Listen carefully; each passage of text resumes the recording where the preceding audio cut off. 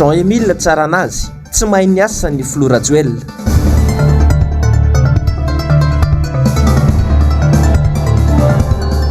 Tranga famonoan'olona tao Akazobe nanao tatitra ny zava-misy ny CNIDH.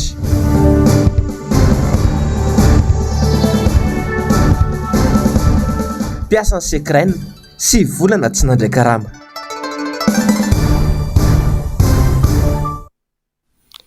Voalohany volana Aogositra taona 2024 fankafaliana sy ampitiavana tompoklasy sy tompokivavy no hitsidiako ny tokantranonao no sady hiara-bakanao amin'ity ariva ity.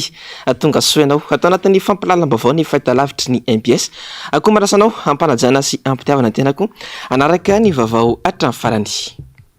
Araka narahintsika atao anatin'ny lohatenim-baovao teo dia andraikitry ny voameram-pirenena misana ny zon'olombelona na ny CNIDH araka lalàna ny mamolavola paikady tsy iverena ny tranga Matsiravina teo ilay tranga tany Atsinanana Akazobe. Nanao tatitra izy ireo tetsy amin'ny foibeny mikasika indrindra ny zava-misy araka ny fanadihadiana nataon'izy ireo. Nanao ny angom-baovao momba an'izay ary Yavitra Sondrabe sy Tahirinena. Raha ny tatitra voaray farany dia olona 2 ka ankizy avokoa ny 12 tamin'ireo namony ainy nandritra ny fanafihana tanàna izay nitranga tao amin'ny distrika Anakazobe ny zoma teo. Von'olona izay feno endrika bibiana tanteraka ary mandika tanteraka ihany koa ny zon'olombelona. Ankehitriny raha ny tatitra dia niala tao amin'ity fokontany ity avokoa ireo mponina rehetra tao an-toerana noho ny tahotra. Raha ny fanadihadiana nataon'ny CNIDH hatrany dia efa nisy ny fampitandremana nataon'ireo dahalo mialohan'ny fanafihana ary nivondrona tao amin'ny trano iray ireo mponina kanefa dia nohazain'ireo olon-dratsy hatrany. Antony lehibe mahatonga ny tranga tahaka izao ny fahalaviran'ny tobin'ny zandaro hatrany fanazavana. Miverina ny fandriampahalemana dia mba mety hoe afaka miverina sy miarina tsikelikely ny fiainan'ireo olona.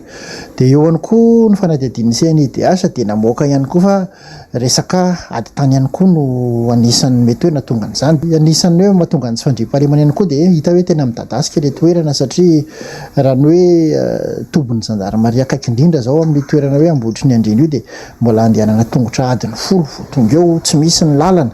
Manana sarotra foana ihany izay rehetrarehetra izay ka amazon'ny fiarahamientana ny fandriampahalemana dia eo ihany koa ny adidin'ny tsirairay izany amin'ny fampitam-baovao ara-potoana. Araka ny mahavoameram-pirenena misahana ny zon'olombelona azy ireo izay voafaritry ny lalàna velona dia anjaran'izy ireo no mitady vahaolana sy paikady hiadivana ny tranga tahaka izao. Antony hidinan'izy ireo tany an-toerana anaovana ny tatitra ka ahafahan'ny fitondram-panjakana mandray ny andraikiny. Olombelona makasina izay dia aloha zany ilay zoiaina iny voapetraka any amin'ny andinin'ny fahavalon'ny lalam-panorenantsika iny ary voafaritra ihany koa ny amin'ny andinin'ny fahatelon'ny fanambarana iraisam-pirenena makasika ny zon'olombelona ny zoiaina ary voakasika ihany koa ny zoan'ny fiarahamientana. Ao anatin'izay misy ny zo hipetraka sy aina ampitoniana ary ao anatin'izay dia mbola mipetraka ihany koa ny zoan'ny fandriampahalemana izay tafiditra ao anatin'ny zoan'ny fiarahamientana. Adidy sy andraikitra ny CNIDH napetraka ny lalàna no mijery ny fomba ahafahana misoroka ny zavatra tahaka an'izany any aoriana. Dia izay tatitra izay moa mitodika any amin'ireo rafim-panjakana manana ny tandrifim-pahefana iantefeny izany sy manana ny ataontsika hoe andraikitra amin'ny fanatanterahana an'izany. Efa misy ihany koa ny raharaham-pitsarana mikasika ity tranga Matsiravina ity.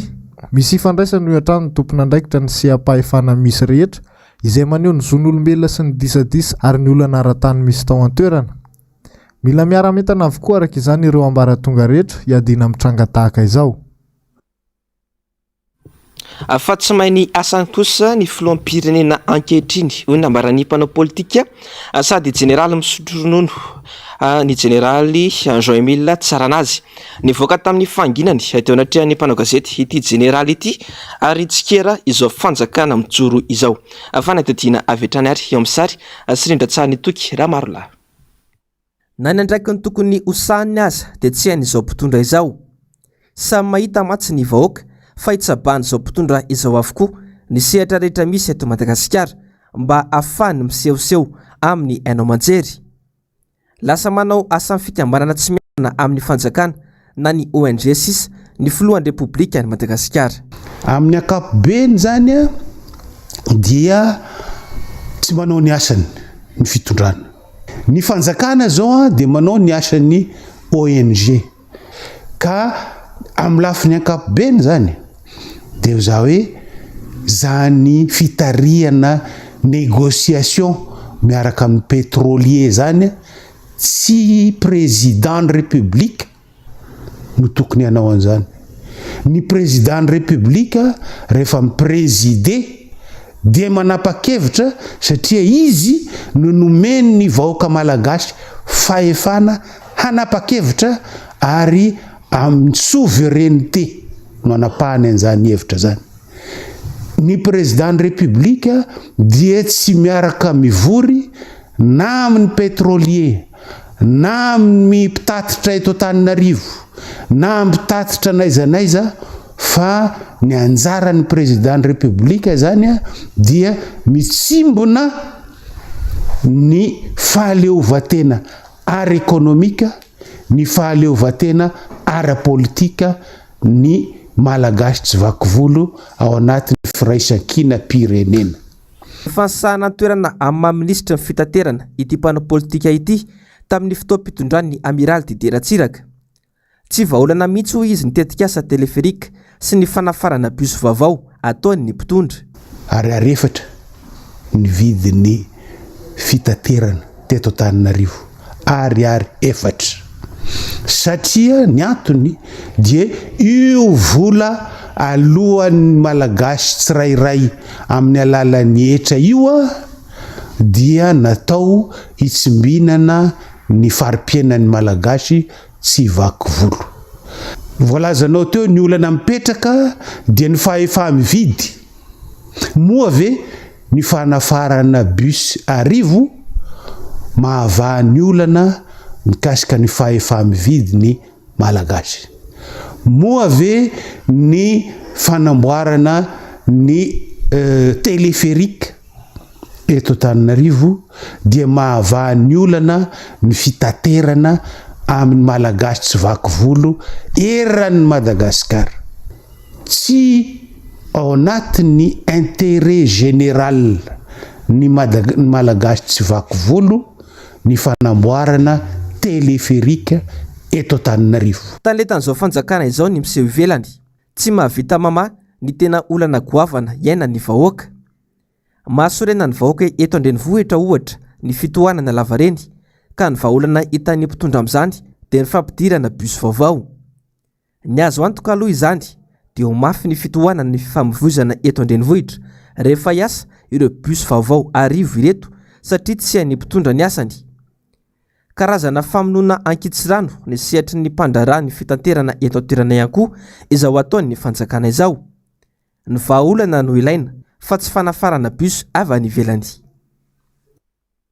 Fanamaly ny gouvernorana Analamanga androany ny filohan'ny vovonana gasy leo raha nanatitra taratasy fitarainana tena amin'ny HCDDET tamin'ity androany ity. Taratasy izay mirakitra ireo fandikan-dalàna sy ny lalam-panorenana nataony Andry Rajoelina izay mitovy amin'ilay taratasy naterin'ity vovonana ity tena anivon'ny HCC hatrany. Fanetadiana mbola eo amin'ny saritry Indratsarany Tokiramarola hatrany.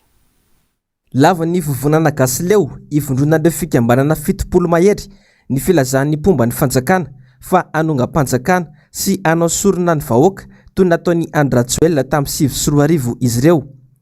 Nahintsy ny filohan'ity vovonana ity Ranamaly any Era Somarimaka izay governoran'ny faritra Analamanga. Ny lalana ny zorana amin'ny fionambe izay notanterahana dia ho any tany amin'ny Magro. Fa izahay tsy nanao ohatran'ilay nataonareo tamin'ny 2009 niakatra ny lambam-panjakana mbo tsy rohatra. Tokony mazava ngamba fa tsy fanonganam-panjakana zany fa mety le anareo ny fanonganam-panjakana.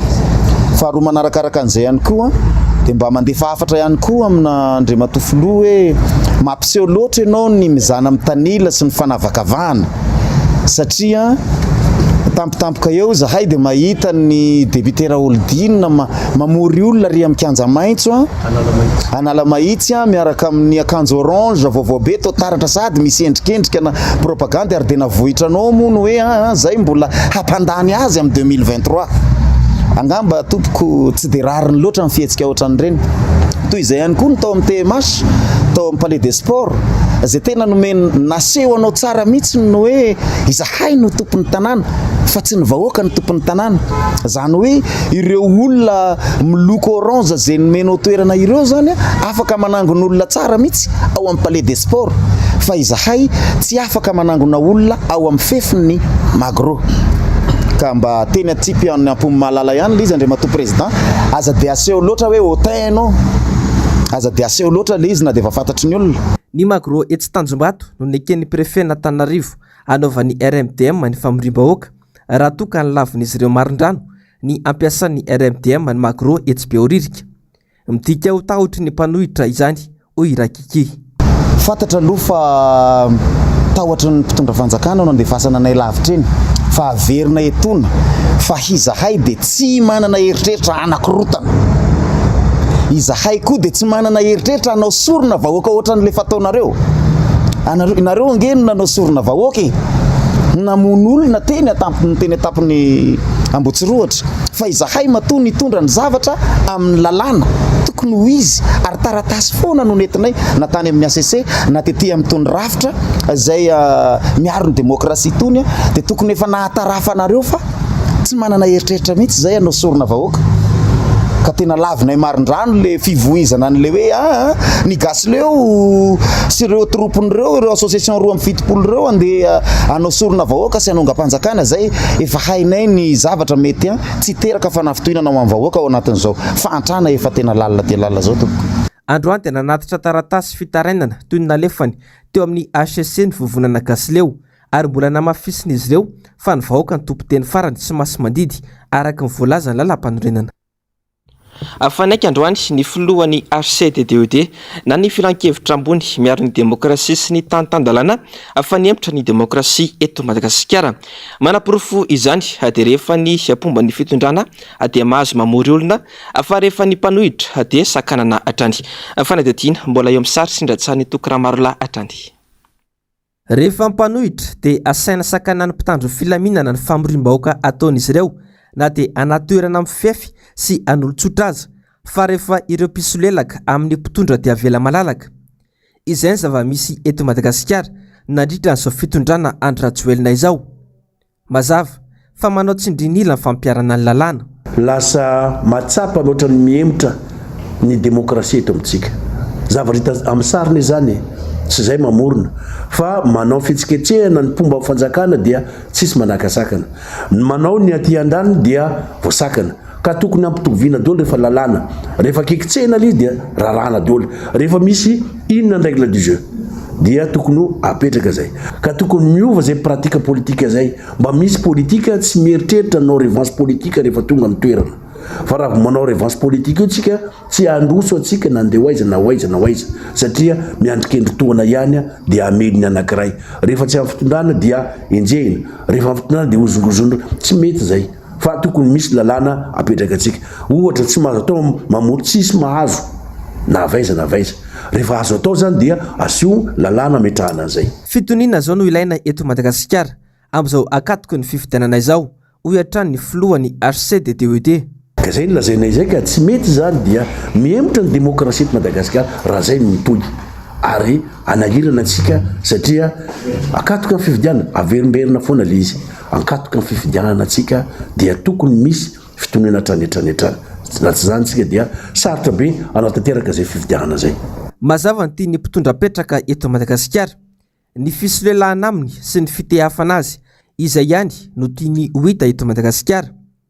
Ireo olombitsy mahazo tombotsoa amin'ny mpitondra ihany sisa no mitehaka azy ireo ary samy milaza fa mandroso marina i Madagasikara raha toa ka ny vahoaka malagasy dia mangirifiry ny fahantrana lalina tsy manam-bola intsony hitsabon-tena sy ifidianana sakafo ivelomana miaritra jiro sy rano tapaka lava mianao anatiny tsy fandrimpahalemana sy famonon'olona amin'ny endry mampivarahontsana hatrany. Faniompana tamin'ireo zava-nitranga tamin'ny farany herinandro lasa teo ny faneho-kevitry ny fandarana miara-manonja tamin'ity androany ity. Isany voaresaka tao anatin'izany zao ny zava-nisy tany Akazobe ny lanonana izay nataona minisitra iray teny Avaradrano teny ary ny hoavin'ny vahoaka malagasy Atsoatsy. Germain Menjanary sy Andry Rakotomalala. Valala voatango ny vahoaka malagasy ankehitriny tsy manan-kateherina intsony. Pirofo mitohoka amin'ny tendany ny zavanisina ny Ankazobe ny farany herinandro teo. Vonomoka no nanaovan'ny dalon'ny mponina tamina vokotany iray. Ny fanjakana tsy antenaina, ny mpitandro ny filaminana tsy anteherana, fa variana vangongo eto Andrenivohitra hiaro ny sezan'ny mpitondra fotsiny, hoy nisy olom-bavam-bahoaka Jerira Andriambolaina. De malalaka be zany fahitandro zareo ny mpitandro filaminana miangona eto Andrenivohitra eto, mampalalaka andrareo manao ny asa ratsiny ary zavatra tena manahirana amin'izao fotoana zao de tena sanatriavina tena mitovy amin'ny biby ny olombelona satria efa tsisy asony tsony zany ain'ny olombelona zany. Ary raha mahita ianao hoe fahatolona mitsitrika ity de lalovan'ny olona fotsiny. Misy olona marary mafy tsy tokony hovonjena efa tsisy miraharaha tsony zany amin'izao fotoana zao. Efa tsy mipetraka tsony le zolo olombelona. Ary raha reo fahatolona be dehibe izay hitantsika tamin'ny ainao manjery reny moa zany midoka anatin'ny Ankazobe de tena anisany zavatra tena mampalahelo reny. Tena mampalahelo satria reny ve sisa ny efaran'ny vahoaka malagasy natria ohatran'ny mandoro biby. Mampatahotra tanteraka no avin'ny vahoaka malagasy ho hatrany ny fanazavany. Simba ny fiarahamonina malagasy, vokatry ny tsy fananana mpitondra de tikasa vina fiarahamonina mirindra sy mandala ny soatoavina malagasy. Iny andalana eny aso sanatria misy amono na sanatria misy anendaka na sanatria misy anao herisetra, eo ihany koa nefa le teo hoe tsy fananana tsy fananan'ireo vahoaka malagasy reo asa na sepiarina zay misy azy efa potika noho ny fiakaran'ny vidim-piaina na ny fiakaran'ny vidina solika ary misy teniko vazivazy moa nefa azo lazaina tena marina hoe fidinana sisa ny tsy miakatra rina. Ny mpitondra amin'ny galabony afaka manao izay tiany atao, fa ny vahoaka sahirana miady amin'ny delestage, ny tsy fandriam-pahalemana sy ny fahasahiranana arabola eny fa hatramin'ny sakafo arapaka isan'andro. Ahoana ny minisitra ray ao anatin'ny governemanta mahavita makalaza anniversaire goavambe ary manasa mpikambana ao anatin'ny governemanta maromaro, manasa mpikambana ao anatin'ny governemanta teo aloha ary manasa mpiara-miasa aminy sy ny fianakaviany ary tena revy be tsy tanono. Ary misy aza moa loharamba voasasa no miresaka hoe zao tapitry ariary ny vola lany tao anatiny io anniversaire zay fahakalazana ny 150 taona na ministra anankiray io. Apainina 10 metra miala amin'le toerana zay ambanimbany vohatra kely ety Varanjano aty akaiky ny bypass, misy malagasy sahirana mijaly. Ary fantatsika tsara fa betsaka amin'izao fotoana izao no malagasy zay matory andalana tsy ambany tunnel rery ihany fa matory eny amin'ny lalana rehetrarehetra eny, akoatran'le teny indrina hoe miteny rery, fa misy ny lasa-dala, fa misy ihany koa ny efa tena tsisy toerana tsony atoriana ary tsisy ihany koanina. Misy tevana makadiry mampisaraka ny elanelana eo amin'ny mpitondra sy ny vahoaka malagasy ankehitriny. Betsaka ireo mitaraina fa tsy mandray karama toy ireo orinasa mpanao lalana sy ny PAT na ny mpandraharaha eny anivon'ny université, fa ireo mpitondra mandany ny volany amin'izay tiany anaovana azy. Tena samy hafa mihitsy zany ny elanelan'ilay fiainana eo amin'ny vahoaka sy le mpitondra fanjakana. Le mpitondra fanjakana zany mikalabona be lefa le mpitondra fanjakana dia nampindramina fahafana, nampindramina fahefana le mpitondra fanjakana. Fa le tom-pahefana na amin'le fahefana menjera amin'ny tany, fa le nampindramina fahefana afaka be. Mila mirahina ny vahoaka malagasy raha te hiala amin'izao fahantrana sy ny fampahoriana izao ho hatrany ny fandaharana miara-manonja androany. Dingana lehibe ataon'ny RMDM ankehitriny, saingy ny vahoaka iray manontolo no tokony hiara entana amin'ny fanavotana ny firenena sy ny fiainany tsirairay. Fa miaina ao anatin'ny fahasahiranana tanteraka amin'izao fotoana izao ny mpiasa ny sekren sy volana tsy nandray karama izy ireo, efa maro ny hetsika fitakinana tao saingy tsy nisy valiny izany. Mahalona ny fahasahiranana izay mianjady amin'ny mpiasa dia nisy ny hetsika vohikava mahatratra nataon'ny vadin'ny mpiasa ny sekren angatahana fanampiana nanomboka omaly alady teo alohan'ny Hôtel de Ville any Antsiranana. Sariny MBS Antsiranana Onjalalaina Ranavimanana ary Mateo Prince. Miantso vonjy noho tsy nandraisan'izy ireo ny karamany sy volana ny mpiasa ny sekren amin'izao fotoana izao. Boka antrosa vokatra izay tsy fandraisana karama izay ny ankamaroan'izy ireo, raha nambarany solotenan'ny mpiasa. Maro ny mpiasa ny tsy mahavoaloha intsony ny saram-pianaran-janany. tsy mahavoalony jiro sy rano ary koa ny hofatrano raha ny fitarainana nataon'izy ireo. Vokatr'izay dia voatery mitambatra trano mba hamavanana amin'ny fasairanana ny mpiasa sasany. Trabony izay mpiasan'ny Ukraine ka miantso vonjy amin'ny tompon'andraikitra raha nambaran'izy ireo. Manoloana izay fasairanana iana mpiasa izay dia nisy ny hetsika voninkazo mahatratra nataon'izy ireo anangonana izay fon'ny olona entina hiatrehana ny fiainana sy hanefana ireo trosa mivangongo amin'ny mpiasa. Ity hetsika ity izay natao nanomboka ho malalahady teo alohan'ny Hôtel de Ville Antsiranana. Nanamafy ny solotenan'ny mpiasa fa tsy fidiny ary vokatry ny tsy fandraisan'izy ireo karama sy volana no antony nanaovana izao hetsika voninkazo mahatratra izao. Natao zegny SOS zay vahaolagna foezaka a court terme araka ny sosikevitry namia ray aman-dreny tamin'izay nikaiky ray aman-dreny tamin'ny le 20 nagnano conférence débat vahaolagna namia ray aman-dreny hoe allô magnano SOS mangataka eto devant Hôtel de Ville atsika mba ho fagnampiagna anareo anehoany mpiarabelogno fiombonana amin'ny mpiasan'ny Ukraine amin'izao problème maventy zay iainan'ny mpiasan'ny Ukraine zao. Dia eto miangavy ny mpiarabelogno mba handray anjara. Marigny marary aminay zegny lay tsy mandray karama, marary lay mahita zanaka tsy mianatra, marary ny fontaine mary aman-dreny mahita ny zanaka mipitrapitra tsy mihinan-kanigny ara-dalàgna an-tragno. Fa akory atao eto mbala mahamegnatra zay tegna mahamegnatra hoe lehilahy be hoe ndraiky mandeha mangataka. Milaza ho voailikilika ihany koa ireo mpiasan'ny Ukraine misotro ronono manoloana izao tsy firarahina ny mpiasa amperinasa izao. Eto zay zegny sotegna retraité ny Ukraine araka ny fivolagana zay misotro ronono. Ato tsy misotro ronono fa misotro mangidy.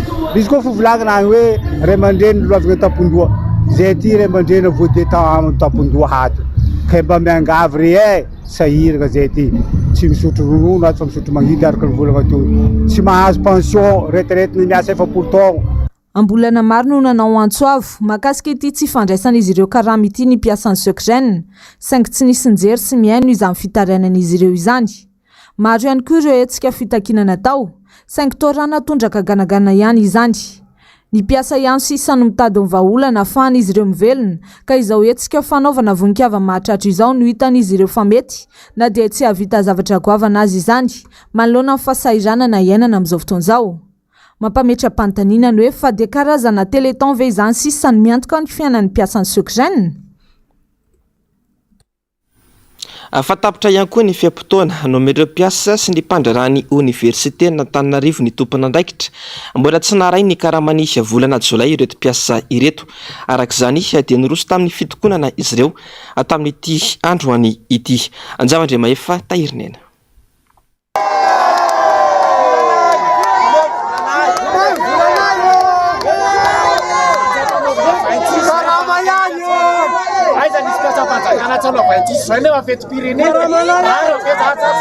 Mba mangata tanana reto mpiara-miasa reto zay efa nandray karama na zay mbola tsy nandray karama miaraka amiko mba hatsangano ny tanany azafady nina fa tena tsy tokony hiteny eto tsy tokony hiteny eto sady tsy mpanao politika tsy tia politika fa mamelombady amanjanaka ohatry ny mpanao politika.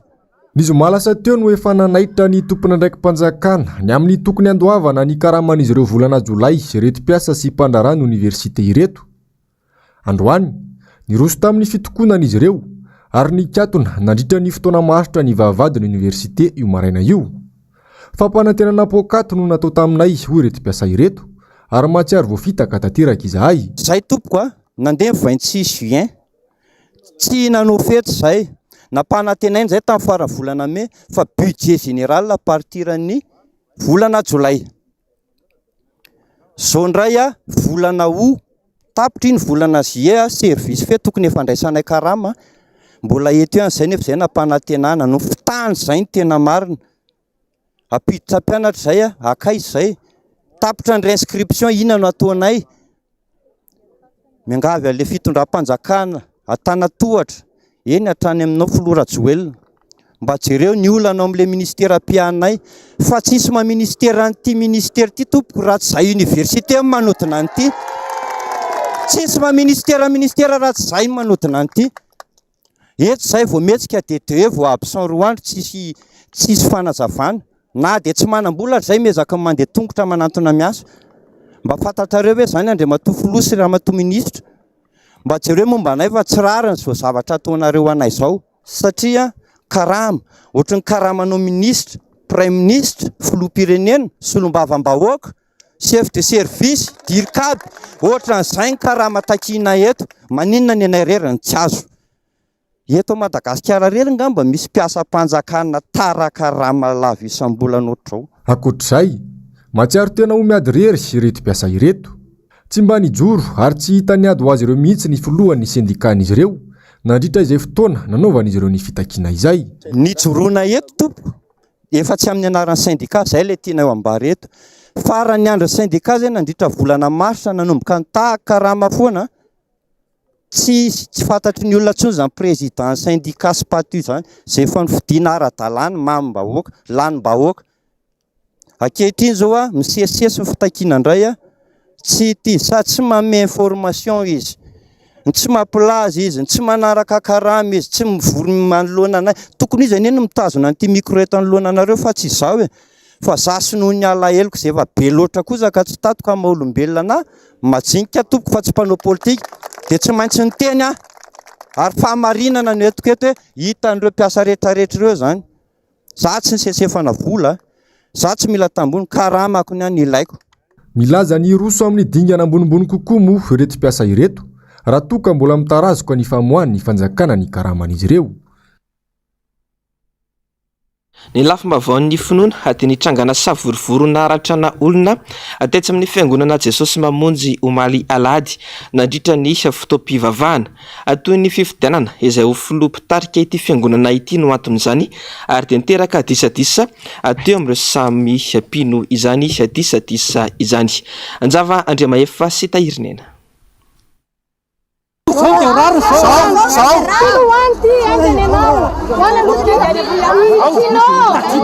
Ny afara tamin'ny korotana sy ny fikasia tanana ny fotoam-pivavahana tetsy amin'ny fiangonana Jesosy mamonjy Akorondrano Omaly.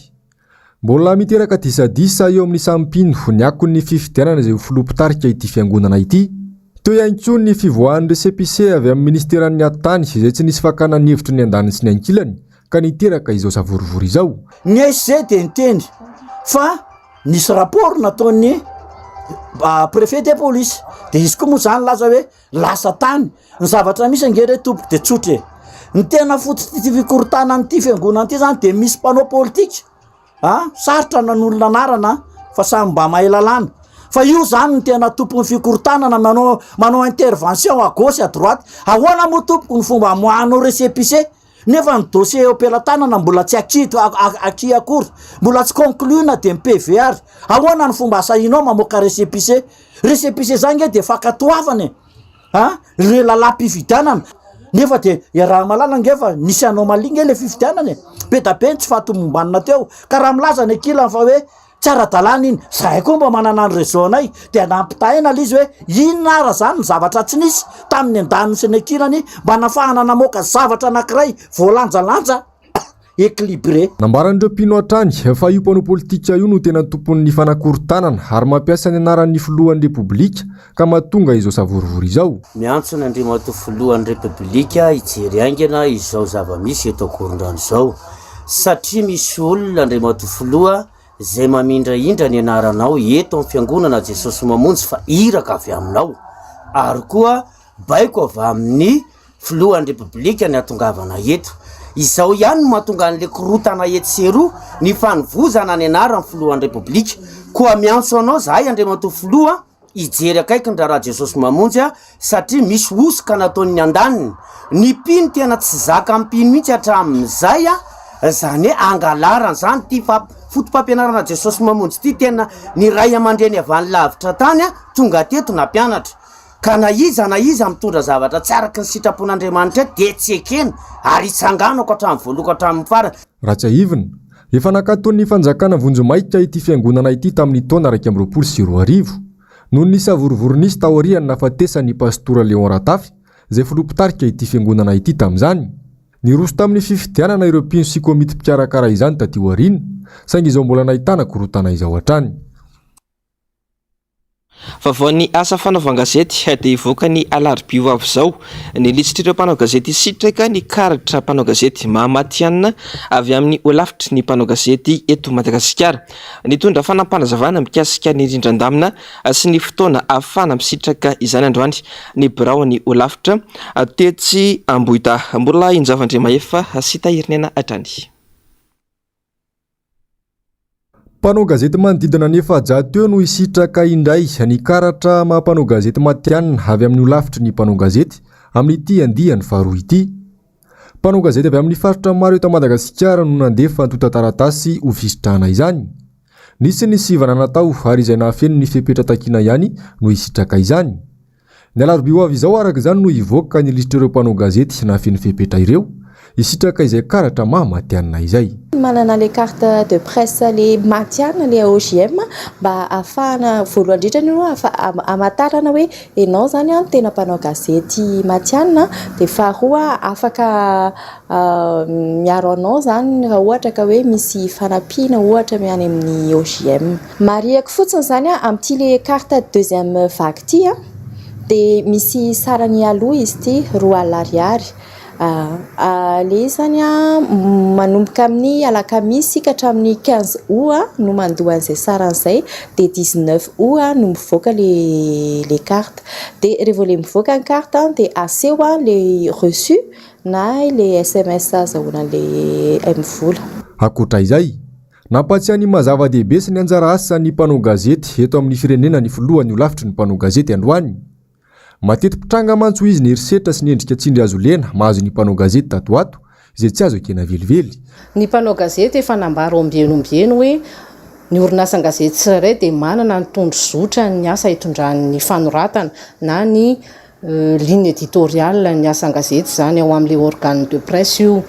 Dia manaraka an'izay ligne éditoriale izay ihany koa ny angle hidiran'ny mpanao gazety amina vaovao, hitateran'ny mpanao gazety ny vaovao, fa ny voafaritry ny lalàna dia tsy mitanila ny mpanao gazety amin'ny asa izay ataony, mitatitra ny vaovao izay tena nisy izy, fa manana ny fahaiza-manaony ihany koa izy eo amin'izay hoe angle na traitement ny information izay, satria izay no efa nianarany mpanao gazety ary feheziny ao anatin'ny asany. Dia aoka tsy anitsakitsaka ny zoan'ny mpanao gazety na tompona ndraiky mpanjakana voafidy na voatendry, satria ny mpanao gazety no mampisitraka ny zoan'ny olom-pirenena halalany vaovao maro lafy, marina voamarina sy tsy mitanila, manampy ho an'ny fanapahan-kevitra sy ho amin'ny fikatsahana ny tombotsoa iombonana. Manentana ny mpanao gazety rehetra izay mety hiaran'izany tsindry sy herisetra izany araka izany no OGM mba asa hitoroka tsy ampy-salasalana. Ny lafim-baovao ny kolontsaina dia mpanakanto iray izay mivoy ny Gadona Saul no nilaza fa manana anjara toerana lehibe amin'ny fanentanana ny olom-pirenena ny tontolon'ny kanto. Maro ny zavatra afaka zaraina ao anatin'izany satria dia ny kanto no mora raisy ny olona ny afatra ao anatin'izany. Avitra Sondrabe sy Tahirinena. Manana anjara lehibe eo amin'ny fanentanana ny mpiarabelona sy ny manodidina azy ny sehatra kanto. Misy eo amin'ny endrika maro zany ary afaka atao fitaovana tsara. Maro ireo hira izay ny tantaran'ny fiandram-pirenena, ny zavaboary sy ny kanto ary ny haren'i Madagasikara. Tanjona napetraka ity mpanakanto iray ity ny handray anjara feno amin'izany fandraisana anjara biriky ho an'ny firenena izany.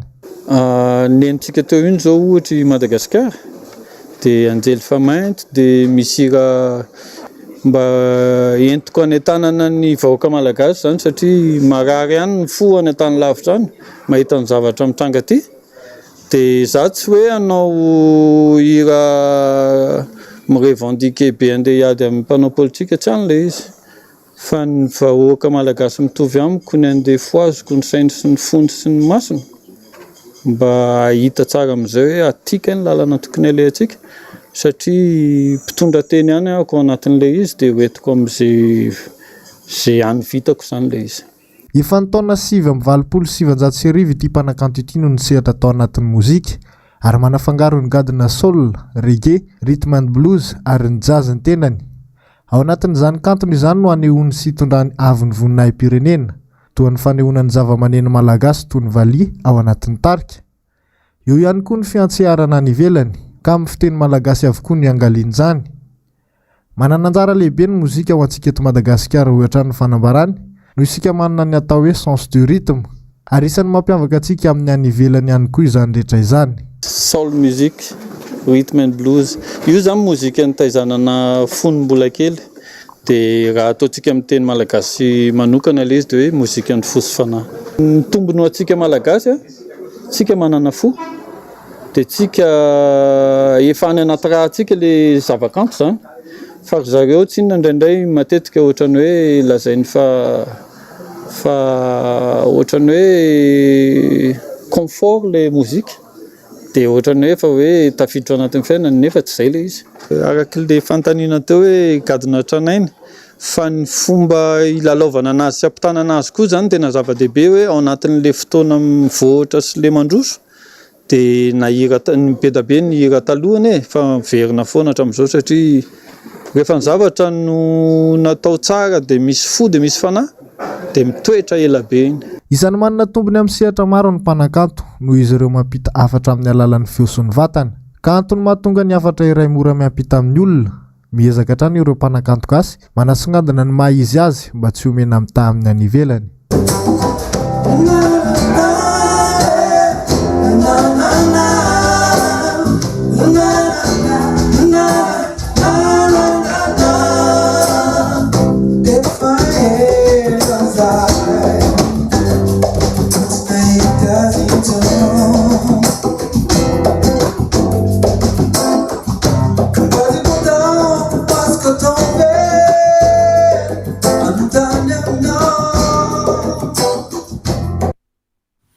Ny vaovao maresaka iraisam-pirenena no antsika manakatona ny fotoanan'ny fampalalam-baovao amin'ity androany ity. Miamahazo vahana ny afo any Frantsa, Portugal ary ny any California amin'izao fotoana izao vokatry ny fiakarany hafanambe loatra any amin'ireo firenena ireo. Ala sy tanàna amina hektara maro no ravany afo atao anatin'izay andro vitsivitsy izay. Olona roa ihany koa namony ainy tany California vokatry izay afo izay atrany. Onjalalaina Ranaivomanana sy Mateo Prince. Alakesika 770 hektara no mahita ny Frantsa ho malelahady vokatry ny fiakarany hafanana be loatra ny toerana amin'izao fotoana izao. Tanàna sy ala maro any Frantsa sy Portugal no ahitana izay firehetana izay vokatry ny fiakarany hafanana be loatra izay efa mahatratratra any amin'ny 40 degré Celsius. Trano lehibe iray ihany koa no nipoaka ho malelahady tany Mafra, tanàna tokony 40 kilometatra avaratry Lisbonne, renivohitry Portugal. Mpamono afo anjato no nahetsika mba hiadiana mety ho forongatry ny afo. Any California indray dia efa namono olona roa sy nandrava ala mahery ny 4 hektara ny afo ny toerana. Anarivony ihany koa ireo olona voatery nafindra toerana vokatry izany. Ity araka izany no fahamaizana sokajiana ho lehibe indrindra ny seho tany an-toerana hatramin'ny fiandohan'ny taona 2022. Nanomboka tamin'ny zoma lasa teo no nandravarava tany California ny afo antsoina hoe McKinney. Sarotra ny mameny afo raha nambaran'ireo mpamonjy vonany an-toerana. Olona roa no hita faty tao anatin'ny fiaranento no malelahady maraina vokatry ny forongatry ny afo. Trano zato ihany koa hatreto no efa andravan'ny afo tanteraka any amin'ny tanànan'ny California raha ny fanambarana nataon'ny tompon'andraikitra. Manoloana ny forongatry ny afo any an-toerana dia nanambara ny fidirana ao anatin'ny amena ny tompon'andraiki-panjakana any an-toerana. Anisan'ny mampanano sarotra ny famonoana ny afo, ny famafisany fitsokan-drivotra ary koa ny hafanana be loatra raha nambaran'ny mpamonjy vona. Marina mofa fotoana tahaka izao ihany koa eto amintsika ny mampirongatra ny doro-tanety. Ny fandarana aona marina, ny fandarana Global News ary ny fandarana Dinka izay fandarana anankitelo izay no arahinao avy hatrany ao aorian'izao fotoanany fampalalam-baovao izao.